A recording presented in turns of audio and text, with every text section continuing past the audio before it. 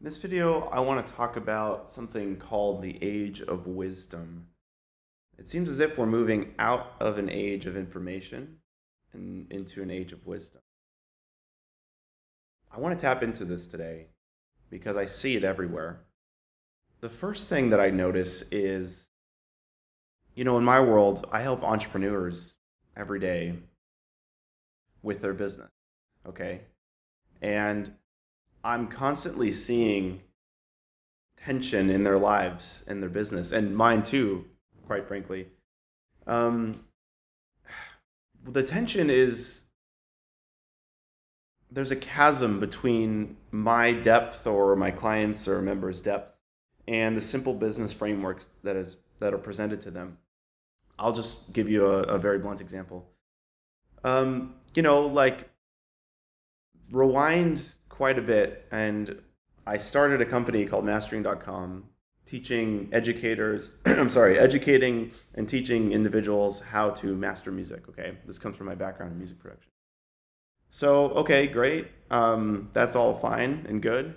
However, I was faced with personal, I guess, dilemma, which is everything that I had and everything that I had to offer to the market or to these individuals in my space. It all centered around mastering, audio mastering, the thing that I did or the thing that I loved. And at the time, I was totally sold out about the subject matter. I mean, all I did was master. In fact, I was mastering music 24/7, not 24/7, but like 8 to 10 hours a day. I was super into it. Now, when I moved into online education and started that e-learning business, I started teaching people how to do that. So I was totally inspired and living in that world, right, of mastering. But I found that at a certain point, the company started growing and growing and growing, lots and lots of revenue, lots of members involved.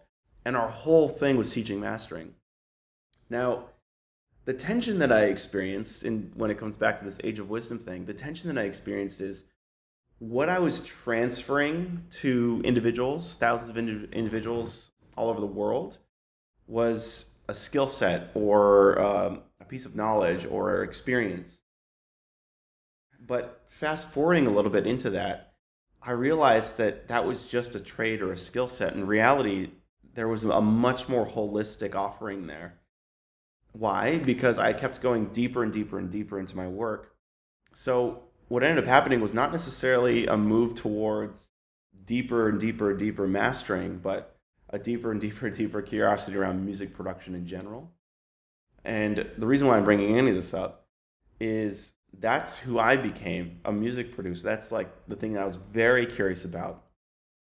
And I would just use mastering as a way to push back on their whole production, right? My client's production. And I was way more interested in the music production space. So there's a fundamental time in the company where it was just all we teach is mastering and that's it. But really, as I evolved and we evolved as a company, we realized that those frameworks or containers for business couldn't transport the new knowledge that we wanted to provide, which is music production, not just mastering. So we had to break that and teach music production instead of just becoming the best number one place in the world to learn mastering. We had a new vision, which was to become the best number one place in the world to learn music production. So everything had to change. The price of the program had to change. Our mission had to change. The name of our stuff had to change. Everything had to change. Everything was up for grabs because I was going deeper and deeper and deeper into the subject matter. And so everything shifted there. And as we started doing that, we realized, okay, our business model of, providing a program with some coaching and community and so forth, if we really wanted to, infuse this knowledge, not necessarily wisdom, but knowledge into the world and the different community members, we needed to break this a little bit. So offer more coaching, have a 2-year trade school instead of just some content, et cetera, et cetera. And this was a massive move towards this idea of the age of wisdom. Because right there, I could have just productized the business and said, okay, mastering, that's all we're teaching.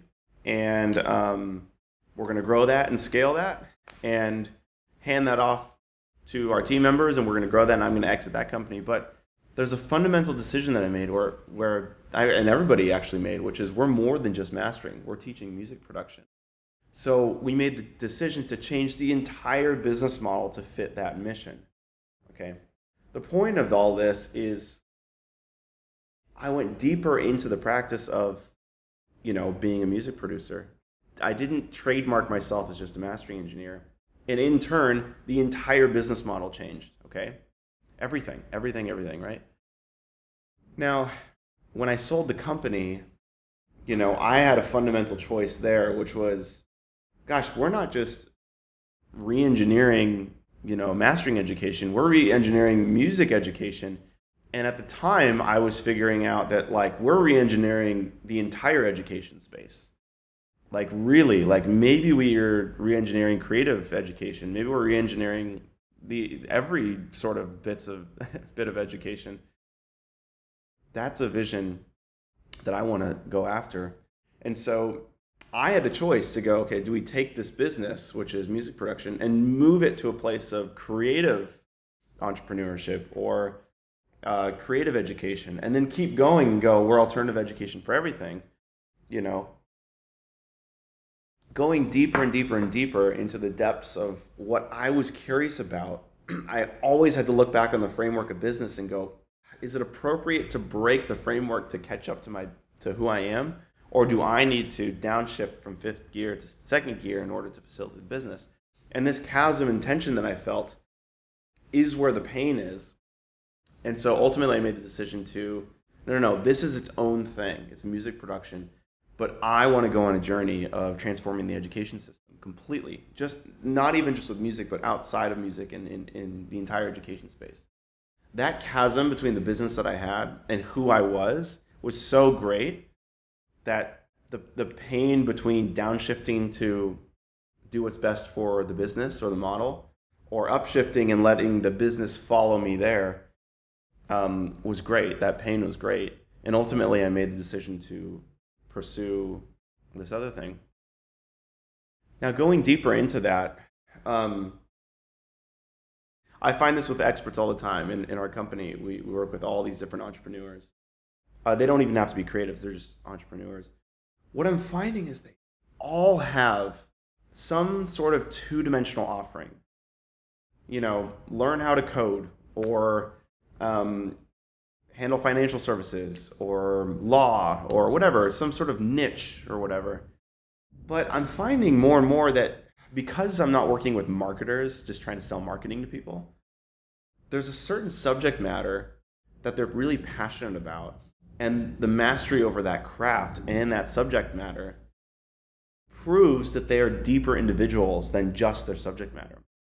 So the pain that I'm seeing on their faces is similar to what I experienced with what I was experiencing with mastering, which is I have this offer. It teaches people how to do coding. It teaches people how to do architecture, whatever it may be. But I myself have gone deeper and deeper into other things. And so the chasm between who I am and what I offer is really big.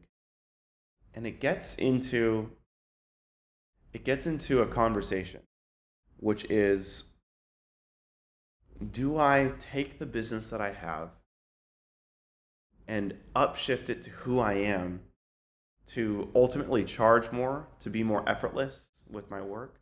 Or do I downshift myself and just have this appropriate business while I go pursue my other endeavors?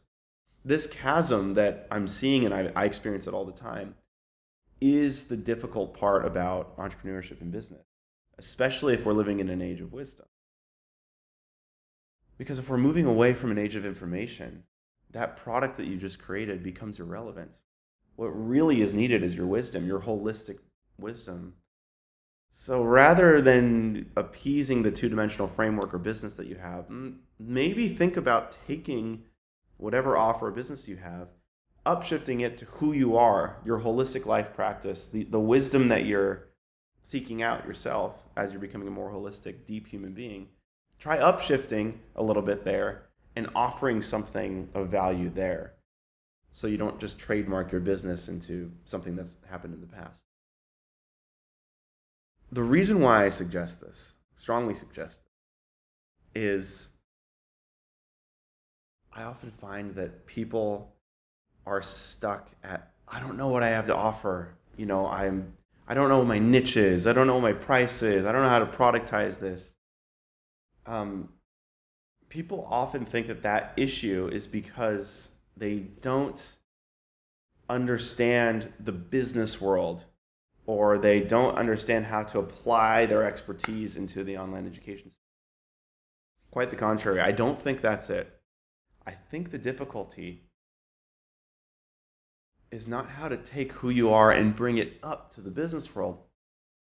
I think the difficulty is taking who you are as a master of your craft and somebody of infinite value. How do you take that and downshift that?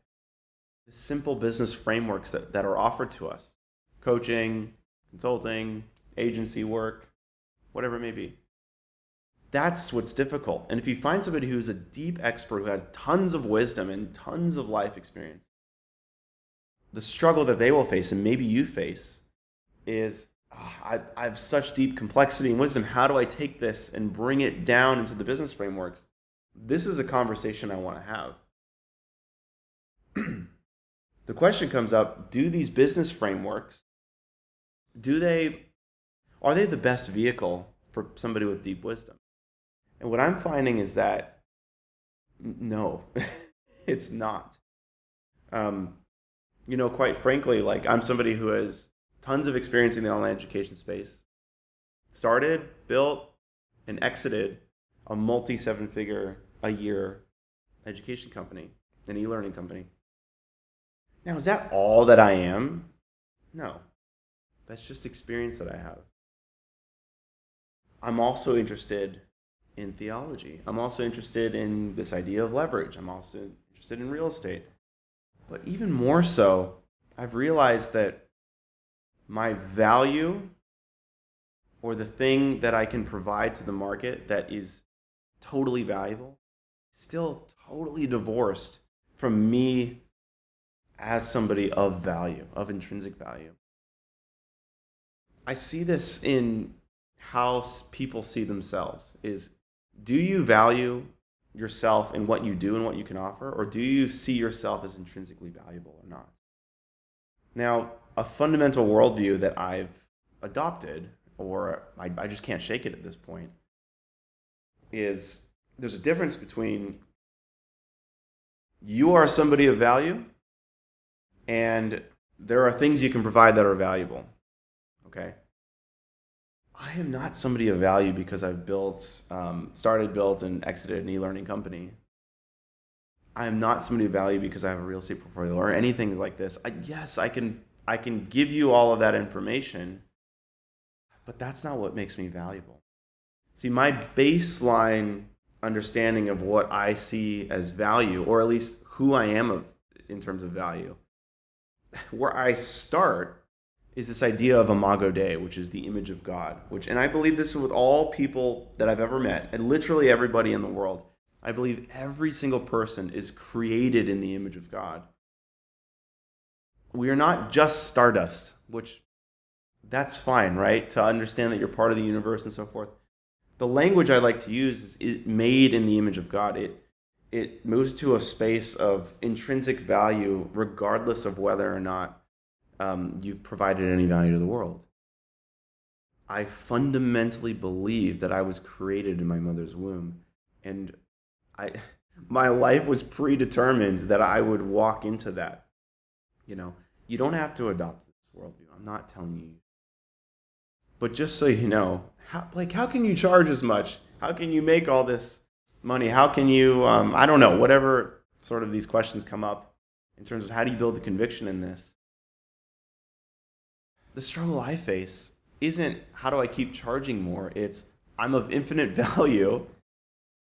I can't believe these business frameworks that I have are so limited, where I only charge flat fees or consulting or whatever it may be. It just feels weird to downshift there, because my baseline understanding is I was created in the image of the ultimate creator. and I bear his face. Therefore, I have intrinsic value. No matter what I do, I'm valuable.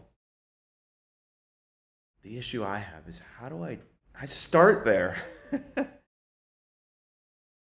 Moving up from there, and I get to breathe and live in this world. Moving up from there, and I get to benefit from his common grace. And moving on from there, I fundamentally believe the resurrection of his son gave me, intrinsic righteousness. And so it's like I have all of this ammo or this gas in the tank.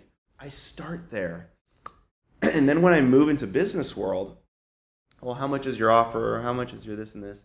It feels so strange because the value that I provide to the world it's only 1% of the value of who I am. And I think that's where the tension is. If you're not somebody who has wisdom or a depth or underlying fundamental understanding of who you are and your intrinsic value as a human being, those business frameworks might be a little easier because you can just find what does the market want? What's the problem? I'm going to solve it. I'll create an offer. I won't even need to be the subject matter expert. I'll just kind of put things together. This person's the expert. I'll handle the marketing. It's $10,000 a year, whatever. It's actually kind of easy because then there's a playbook. You just follow it. You buy a course, follow it. You follow the model, boom, you do it. You just plug yourself in, boom, boom, boom, boom, boom. That's super easy for people who don't have a lot of wisdom. I hate to be so blunt about it. It's difficult if you have tons of wisdom and you're starting from a place of deep mastery and deep expertise, and you have so much conviction about who you are and your value. It's harder for people like that to move into this business framework space. I get kind of passionate thinking about it because you have to leave your divine expertise at the door in order to fit into the models. So the harmony between who you are and the value you can provide, chasm, is the fun part of business. Because now you can not see your value in what you provide, and you don't look at your business and the price and whatever and say, that's the price of my business, therefore I'm valuable. No. It's I am valuable regardless of what I produce in the world. And then you move into the business world and go, well, what are the problems that I can solve? How much can I charge for it? As long as you realize that your entire identity is not wrapped up in your business, or your entire self-worth is not wrapped up in what you do, but it's in who you are, and you start there. Now you can have more and more and more snowball conviction into charging more, doing a lot less, living effortlessly into your work. I think this requires wisdom, not more information. So that's one part of this Age of Wisdom thing. The thing that I'm also realizing, and I don't know if you're seeing this too, but you should probably research this. There's a resurgence. You should see this on Twitter.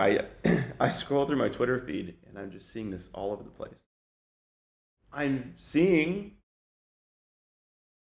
an entire shift of our culture moving away from this new atheist, secularist, post-truth world to a deeper curiosity about religious life. Have you seen this? It's fascinating.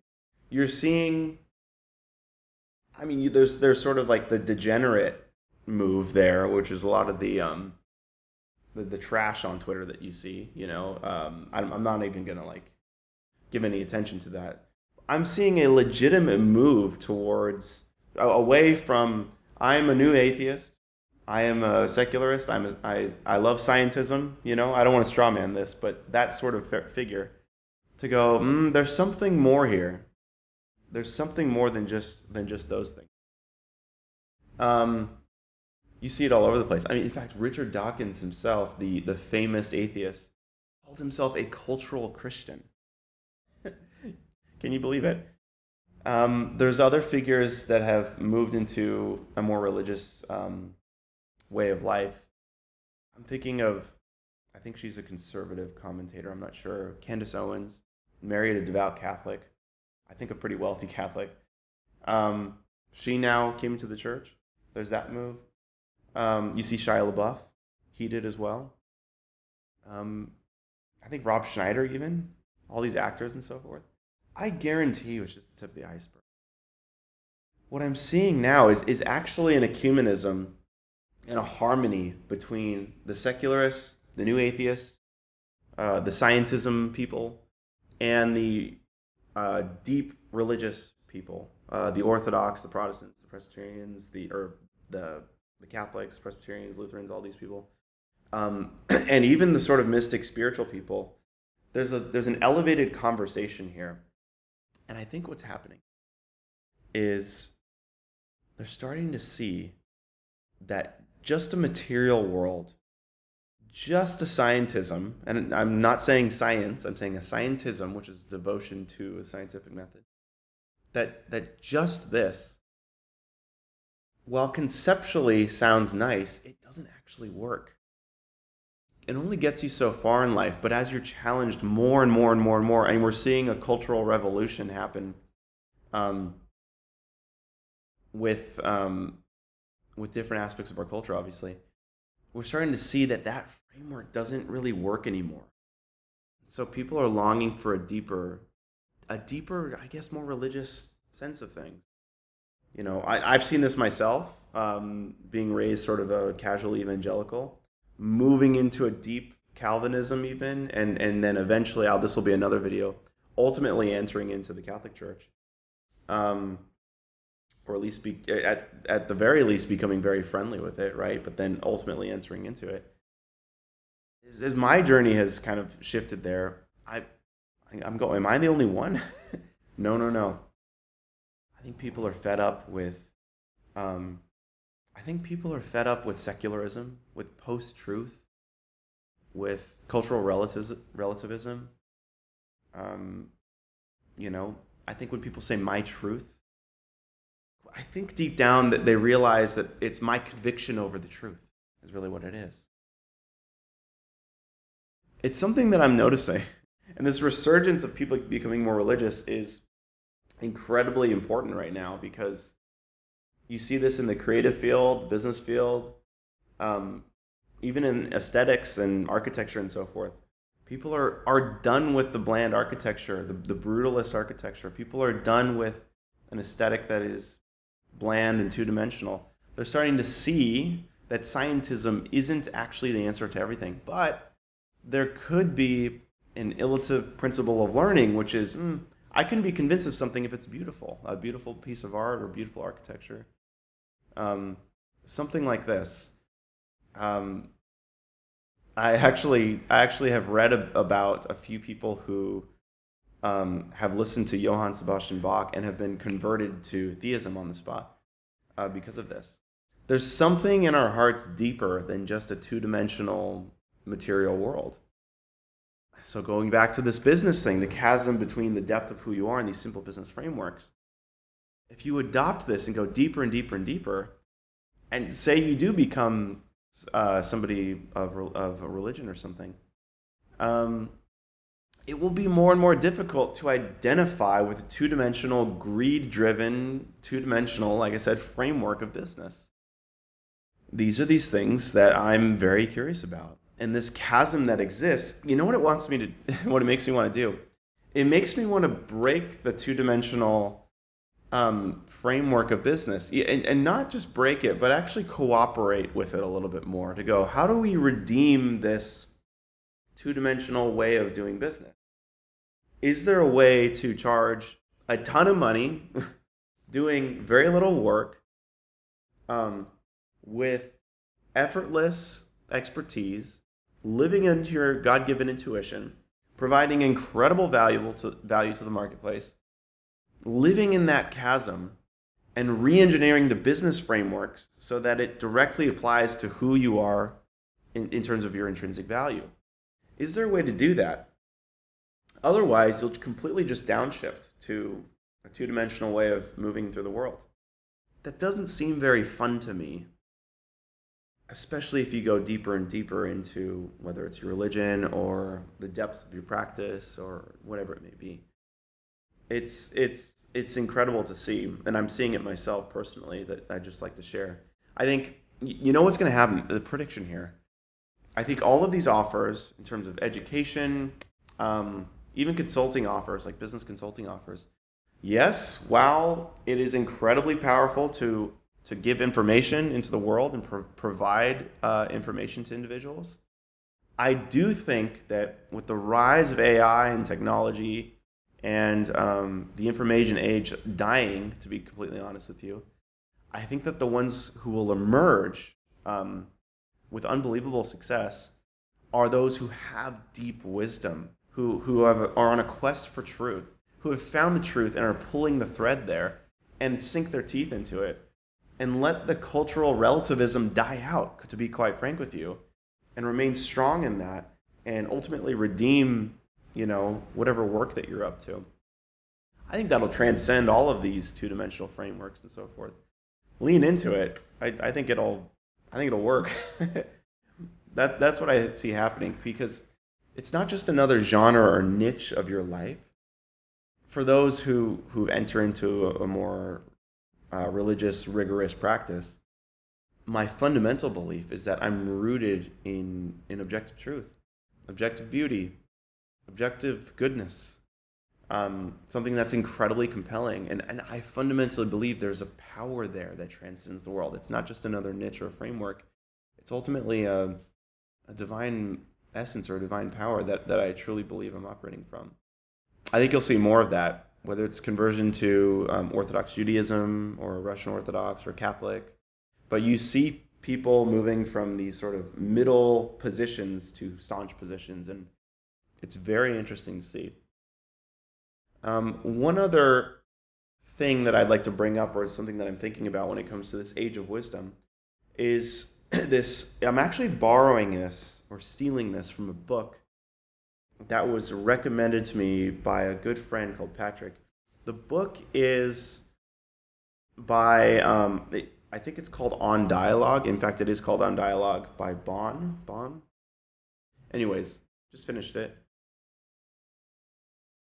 There's something beautiful about this book. It differentiates discussion from dialogue, okay? This has been incredibly resourceful for me. Briefly, when people think of discussion, they think of this as rigorous debate. We're moving the ball forward. We understand each other.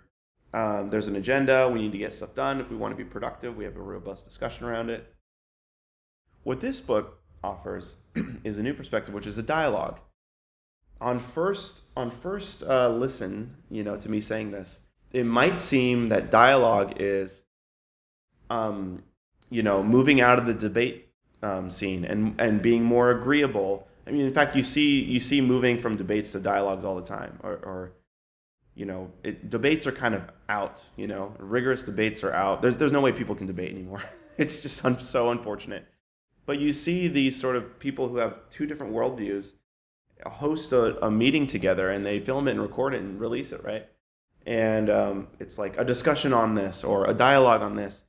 I think what it hints at is a more friendly approach to communication.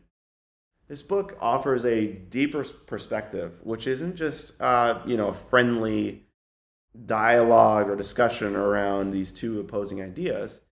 It actually imposes this more primal way of thinking about conversation, which is, and I use this in our business all the time, which is, we live in a society that you work at 9, you leave at 5, meetings happen on your calendar, everybody sends each other invites, what's the agenda, blah, blah, blah, blah. Pushes against that entirely. It's having a collective mind. So I'll give you an example. Everybody meets, okay? The agenda is there's no agenda. There's a start time, but there's not necessarily an end time. And people just talk. They just share things. And we're not debating any ideas. There's no agenda. We're not trying to move something forward. It's just a dialogue, and it's just people sharing. People might feel uncomfortable. Imagine this in a work setting. You hold a meeting, and it's just a hang. I often find that the work away from the agendas is the best work, though. And what you're trying to do is curate an experience of dialogue. And here's what happens is somebody says something about a certain situation that you're involved in, whether it's a work thing or a project. and you disagree with them, or you agree with them and you want to just move fast. Whatever it may be, what this book suggests is that what we do is we look at that person's thought and we have a judgment about it, and we can either engage or disengage. Engaging being, you have a good point, but I see it differently, or you have a great point and I think we should do this. But what a dialogue is you let somebody talk, you reserve, don't suppress, but reserve and suspend your judgment, is what it says. You suspend their idea and you suspend your judgment, and then you observe your judgment and the idea, and that's all. And then you share something.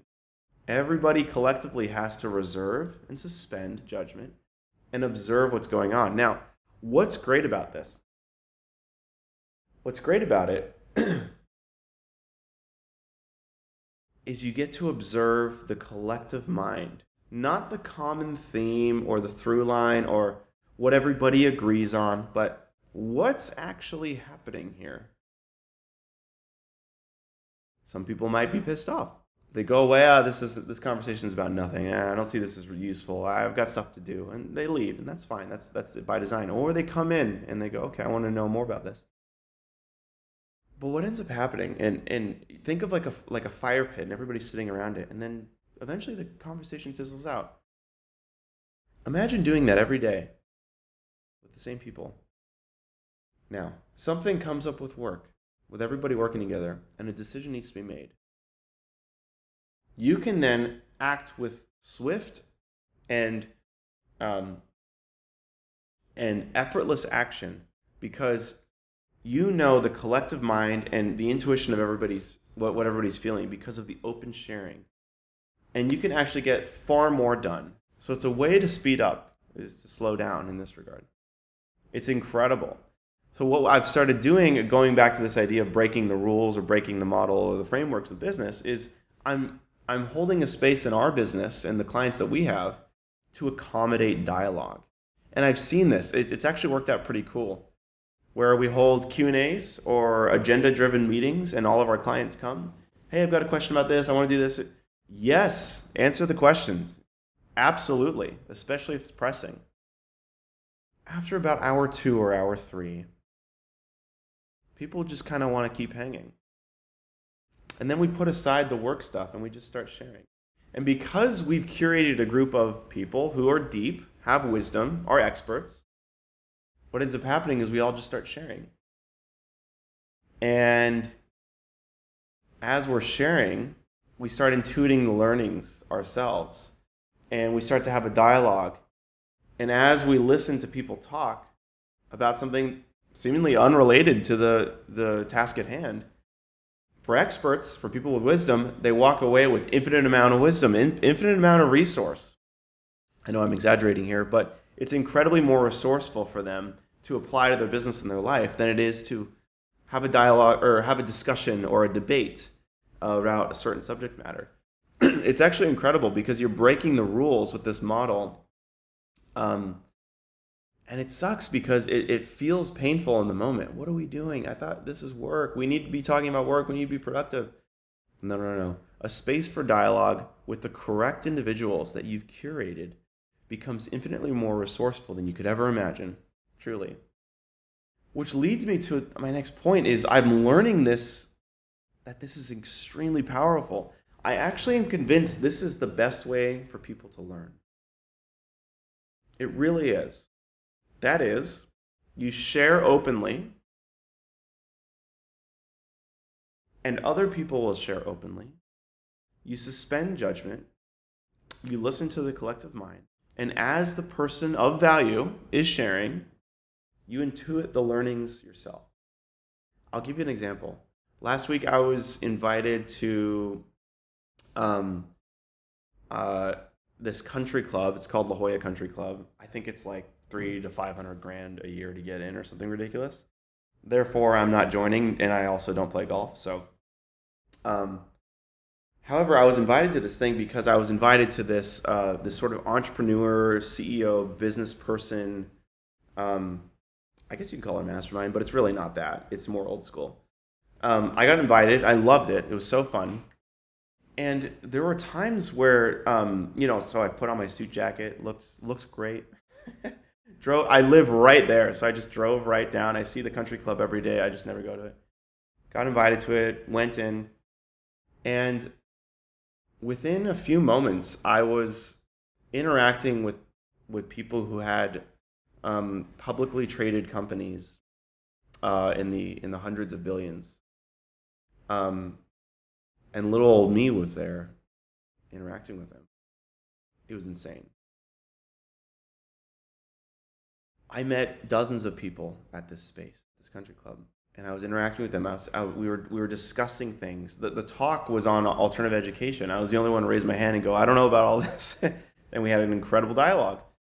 And what I've learned is this is very true for the real killers, not the internet weirdos who've got all these millions of followers and they claim to have $100 million of value. I'm talking about the people that have billions of dollars of value who are ghosts on the internet. That's where the real magic happens, is what I found. Here's something I intuited from these meetings, these conversations, the cocktail hour, the intentional time for discussion, the dinner, all these, the talk, all this. Here's what they didn't do. What they didn't do was somebody has a question and they go to the person of value and ask the question to hopefully receive an answer. What they also didn't do was, how do you think about this, this, and this, and this, and this? Because I'm thinking about this, this, and this, and I'd like to learn from you. Nobody was picking each other's brain, that's for sure. Instead, what was happening was the curated individuals were all hanging out. And I noticed this, especially with the very old, the people much older than me. They would just start talking and sharing. Now, at first glance, especially my younger self would go, oh, this person's selfish. They're not interested in me. They're not asking me questions, all this. They could tell that I was obviously younger than them, that I had some relative success compared to them, obviously. And they were testing my character to see if I just share these stories, is what they were doing. If I just share openly these stories, I wonder if this gentleman, being me, will intuit the learnings from it and do the translation so that I don't have to do it for them. This is the key to learning. This is how people learn. I see this with my clients all the time too, is the amount of time that I'm answering questions and then translating it to their context and then using my articulation gifting or skill sets to infuse it into their brains and spell it out for them and try to work it into them. I love doing that. But of course, it's a slower way to learn. With our highest paid engagement at our company college, I find little breadcrumbs of this where people are just sharing and they don't come with their problems, quote unquote. They're just sharing what's going on. And I see the gears spinning in people's minds and they're intuiting the lessons and learnings. It's sort of like I think of Jesus telling a parable. He tells this parable. Some people go, what the hell are you talking about, Jesus? And they walk away. And even his disciples go, could you tell us what in the world you're saying? And he goes off and he says, when I said this, I meant this. When I said this, I meant this. Speaking in parables and sharing and just sharing in that way, it inevitably alienates listeners, for sure, because they're unable to intuit the learnings themselves. And so you have to spell it out for them. But for the people who have ears to hear, like these killers that I met, business killers, not literal killers, they just share, and they're all intuiting the learnings. That person thinks this way, that person operates this way. And they don't bother to ask, whoa, what would you do for my situation? They just intuit the learning. So I just started sharing. I just started sharing my story, being open, being vulnerable. And they would often respond with love and encouragement, and then they would start sharing openly about stories and stuff. And I often got a sort of like wink of like, you see what I'm saying here? You're kind of seeing if I can intuit the lessons. I can tell you right now, I had about a year's worth of learnings happen in the first couple hours of that meetup. Incredible amount of wisdom was infused into me. And I believe it's because people who are that successful, they know that you don't translate everything and all things and everything that you know into every single mind that you've ever met. They share openly, and the people who have ears to hear will listen, understand, and intuit the context for themselves.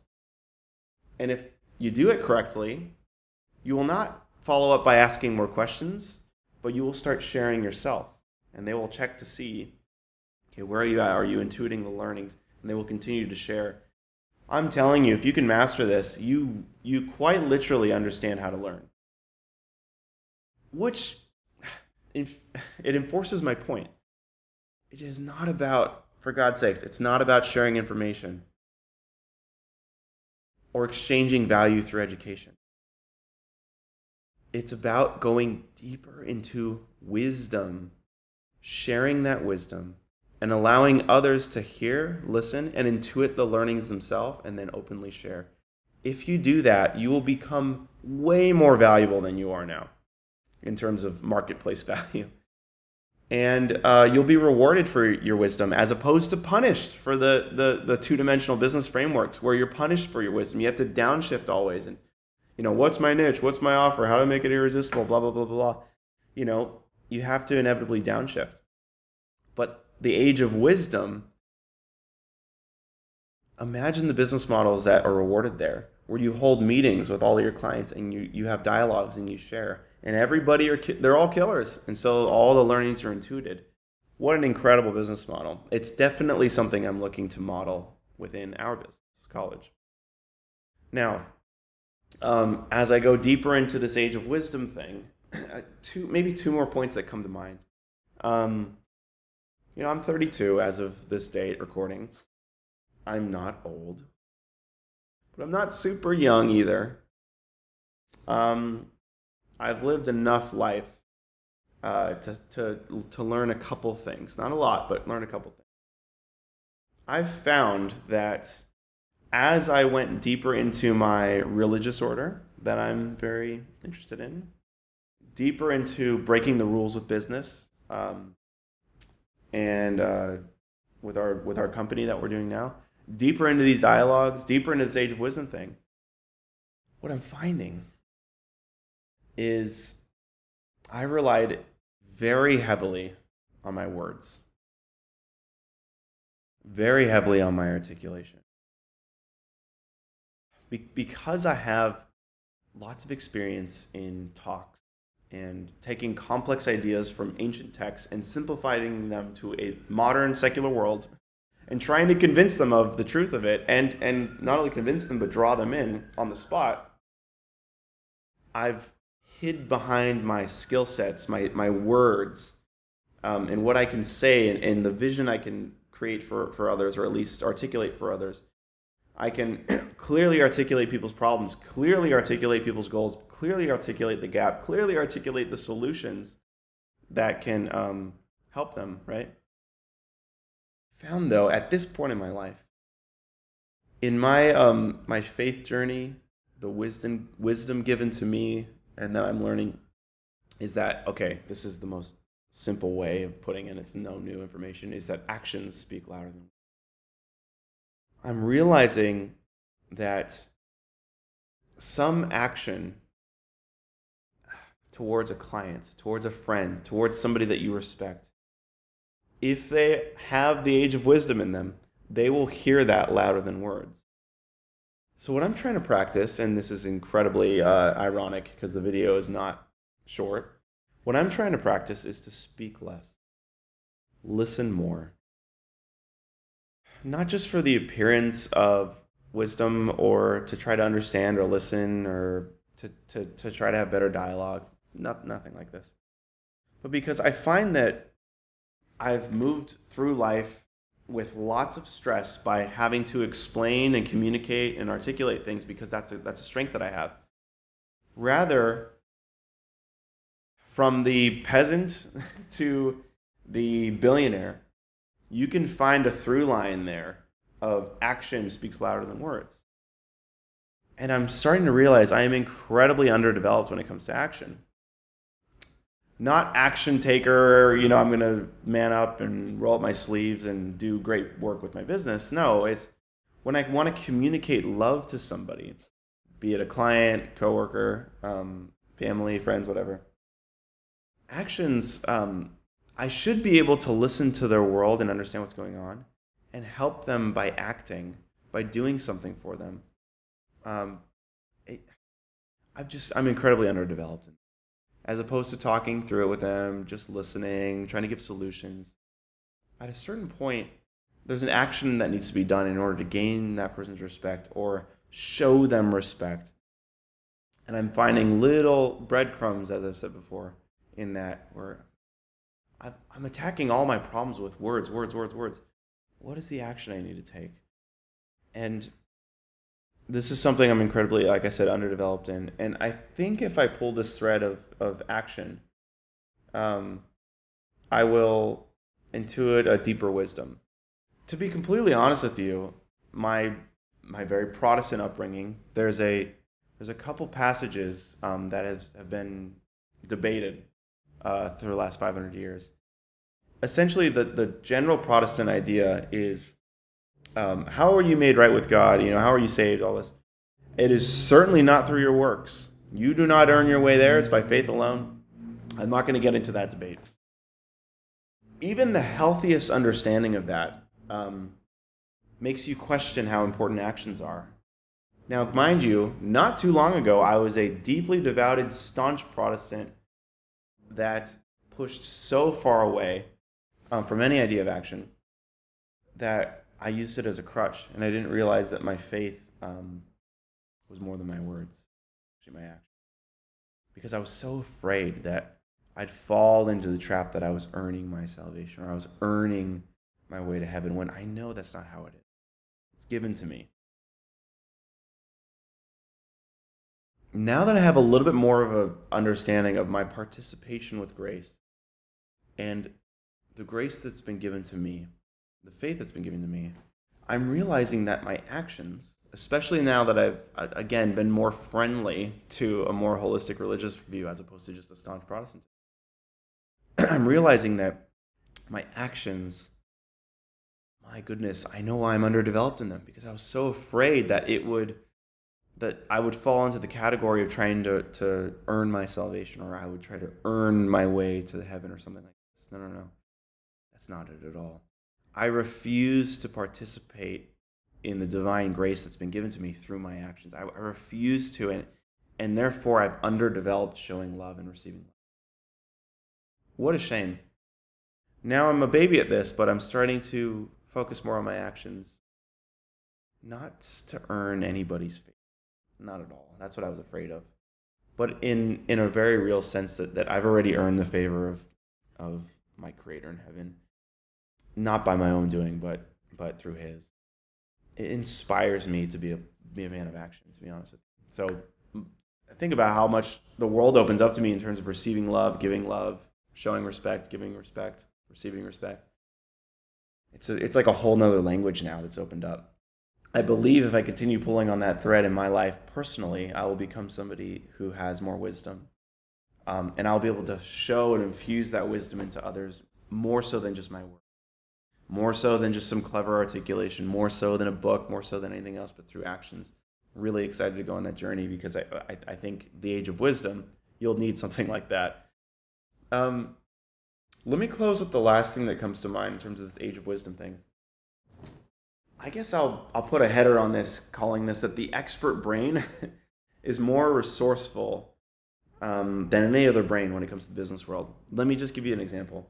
In my business world, okay, we've got tons of individuals who are not just marketers, they're not marketers to marketers, they're not, their course and their offering and their education is not how to build a course, marketing, education, none of that nonsense.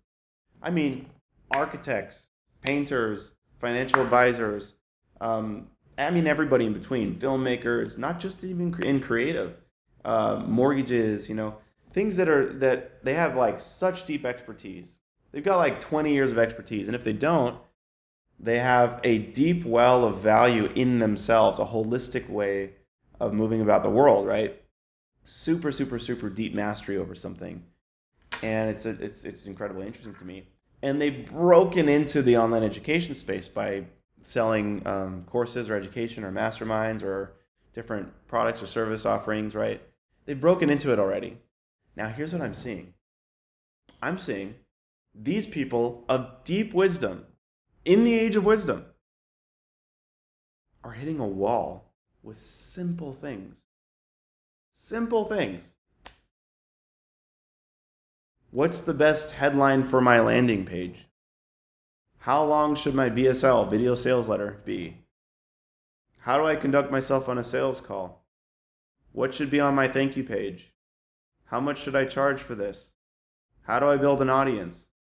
I don't mean to undermine all of those legitimate questions, but the reason why I say it so flatly and kind of tongue-in-cheek, yes, perfectly valid question if you're not somebody who has wisdom. Yes, perfectly valid questions if you are a two-dimensional figure. Applying your two-dimensional brain to the two-dimensional business world. No. Our people have deep wisdom, deep mastery, deep expertise. They're downshifting into these silly questions, right? Why do I say it's silly? Not because it's illegitimate, but it's silly for them. And here's where I become kind of an advocate for them, okay? When they run into these problems that I'm seeing in our community, I could answer it by going, the best headline is this, and this, You should try to put on your thank you page this and this. Make sure you say these 3 points, this and this. Thank you, so helpful. They'll almost always say in parentheses, man, navigating this space, this world is so hard for me. It's just brand new. I don't know what the best practices are or whatever. It's so unfortunate. Because what I'm seeing now is, again, this whole dialogue thing. Instead of me just giving the answers, I'll give the answers and then I'll take a step back and go, but hold on. Why weren't you able to think of this yourself? And again, I get those responses. Well, this is a new world for me. I've never written any sort of sales letter, landing page, this and this. But here's the thing that we're doing with college, with our business. Let's tap into the expert brain. Because if you were an architect of 20 years and built a successful business doing it, you've transitioned to online education, let's pretend that were true for 5 seconds. The questions I will pose to them are, let's say, like, how long should my video be or something, my video sales letter. I'll say, well, if you were an architect of deep expertise, how would you answer this? And they go, what do you mean? Well, tell me a little bit about your process and how you design things. And they go, oh, easy. And they just kind of blabber out. First, I design it with CAD and this and this and this, and I don't want to focus too much on the frameworks. I just want to get the initial design. And then they just start rattling off their expert brain. And then all of us grin in the dialogue because we're all realizing that the way that they are answering that question, if they just listen to themselves, it directly applies to the question they're asking about the online business world. We all grin from ear to ear when we observe this. It's incredibly funny. And the expert in the moment go, why is everybody laughing? And we always say the same thing. If you listen back to this recording and ask yourself the question again and listen to your answer, you'll be able to intuit the answer yourself. You just need to translate it. I don't get it. They'll watch the recording. They'll come back and go, oh my goodness, it's so obvious to me. I should have just tapped into my expert brain. This is the beauty of what we're doing with our business. You have a two-dimensional business playbook right there. You have all these levers you can pull. It is not a new world. This is not a new world for you. It's actually the most silly, painless, easy way of doing business. In fact, it's so simple, it's stupid. I mean, the most stupid individuals I've ever met have made so much money online because of how stupid it is. That's not where the issue is. The complexity is not how to run ads. The complexity is not how to function on a sales call. The complexity is in none of these things. The pain is I'm a deep person of wisdom with such incredible expertise, and I think I need to learn 20 years of business and marketing in order to apply this. No. It's not that. It's you're downshifting to the most simple, basic, stupid models on the planet. Mind you, don't give in to thinking it's complex or a new world. If you're an expert, dive deeper into your practice, deeper into your mastering. Solve these two-dimensional business problems by thinking like an expert, and it will ultimately bring you the answer you need. We found a few kind of case studies, if you were, in our group, in our college group, all the entrepreneurs there. We've tried this a few times, and it's incredible how fast they move once they get this. They go, answer this business-related problem as if you were an expert jazz drummer. Answer this business-related problem that you're bringing me as if you were a financial advisor, all this stuff. It's incredible how they just rattle off their subject matter expertise like it's nobody's business. It's incredibly intuitive. Us grinning from ear to ear, going, listen to yourself talk. Your answer is the answer to the question you asked. All you need to do is listen to yourself and translate it. It requires faith. Because you feel like it feels cheating or something. Or it feels like, can I really just do that? What about Russell Brunson? What about, I don't want to say any more names. What about what they say? Nothing. It doesn't even compare to the mind and wisdom of an expert. I mean, it's silly. Should my call to action button be blue or red? Optimize all day. Who cares? If you're somebody of wisdom, of deep mastery, and deep expertise, go ahead and lean into that. And decaf about all the other two-dimensional stuff. Instead of downshifting, go deeper into your practice. Use it as insightful, most resourceful thing you could possibly do, and then apply it. That's what I'm looking to curate. I am not the business marketing expert dude. I have done that. I am doing that. It's the easiest game on the planet. It's like playing checkers. Because I'm so used to playing chess, you see. I'm so used to playing chess in my own practice, in my own pursuit of truth. The struggle for me in this age of wisdom is I don't want to be punished for that.